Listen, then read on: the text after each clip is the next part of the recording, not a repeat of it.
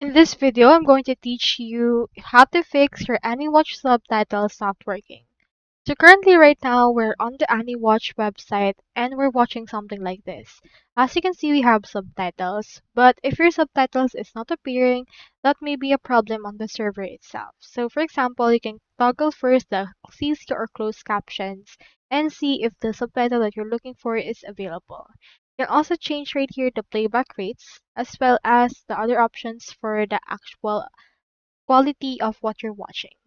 Now, what happened is if it's actually not working, then what we can do is we can change in here the actual server. We have the vid source, then you can change for Mega Cloud or T Cloud in order to see if that one will actually work.